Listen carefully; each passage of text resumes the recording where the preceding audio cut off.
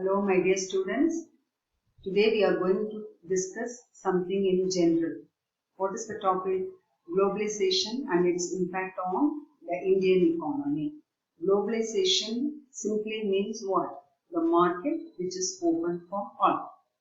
So if I have to give the correct definition, it is a process of deepening economic integration, increasing economic openness, and growing economic interdependence between countries in the world. So this is simple example for globalization. If you see globalization from economic point of view, it happens through three channels. First form is trade in goods and services, movement of capital, flow of finance. Let us see the first one. What is trade in goods and services? It is a distinct as change in possession of substantial resources and services between one economy and another. So this point includes sale of goods and services as well as exchange of communication or goods exchanged as part of gifts or grants between residents and non-residents. So these are some of the examples. So one part you have input, another part you have output. So what is input? What we have? Natural resources we have, raw materials we have, human resources we have, capital we have. We are making it into conversion process and it comes in the form of products and services. Goods comes, that is things that people make, grow to sell, that is called as products or goods. When people perform jobs for others, the jobs are called as services. See, this picture denotes what kind of services. A dentist who is doing a service. Printer who is doing a service. Media is also doing a service. General contractor, resort, all these are example for services. Next, let me see or let me explain the latest current trend. Every one of us are talking about e-commerce and digital trade.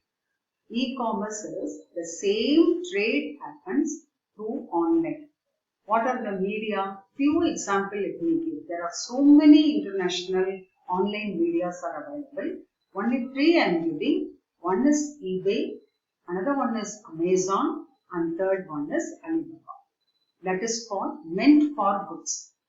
If it is meant for services, we have freelancer, professional service, BPO, e-banking and consult. If it is for digital trade, what are all the online stores available? App stores, music, Amazon, that is for e-books and video, YouTube, 3D printed goods. If it is for advertisement, e-medicine. E-medicine is one particular doctor of the country who is giving consultancy services to another patient of different country that calls us e-medicine. So Amazon web series and also cloud-based service. So second part is movement of capital. Capital movement is of direct and indirect. What is direct? The flow of direct capital movement means that the concern of investing country exercise holding a specified position over the assets of other country. Setting up a corporation in an investing country for a specific purpose for assembling the parent product is distribution, sales and exports, creation of fixed assets by investing in infrastructure like power, railway and highways, etc.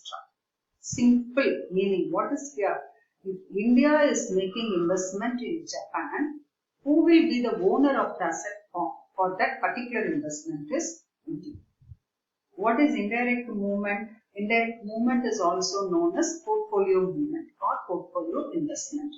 The movement of indirect capital means investment in another country by purchasing securities, shares and debentures. These are the movements of capital. If you go for flow of finance, flow of finances, direct flow as well as indirect flow. So next we see what are the steps towards globalization. The first step is exchange rate adjustment and rupee convertibility. The important measure for integrating economy of a country with the global economy is to make its currency fully convertible. Very, very important. Any country's currency can be fully convertible. That is, what is it? Allow it to determine its own exchange rate in the international market without official intervention. Second one is opening up to foreign capital. In a bid to attract foreign capital and integrate the Indian economy with the global economy, the government of India has thrown open doors. That is, the government of India has opened doors to foreign investors. So, this third one is effects on the Indian enterprises.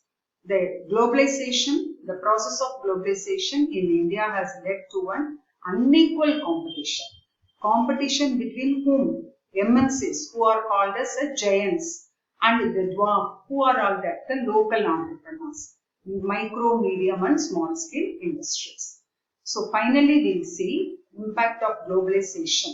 So what is the impact? Who are all the winners and who are all the losers? Winners are low labor cost and infrastructure to export, new middle class and developing and emerging economies, exporters with competitive advantage, workers who gain jobs in export industries, educated and skilled workers who have power to gain higher wages, multinationals who benefit from tax avoidance and outsourcing, workers who are able to move to higher income economies. Who are all the losers? Manufacturing sector, regions which have seen a decline in employment, structural unemployment, poorest, 5% who have been here stagnant, who have only stagnant income, environmental cost of increased output, trade and growth, landlocked countries unable to develop exporting industries, economic and social pressures from migration. So, these are all about globalization. For your reference, I have given some website also. Okay, you kindly refer to the website. Thank you.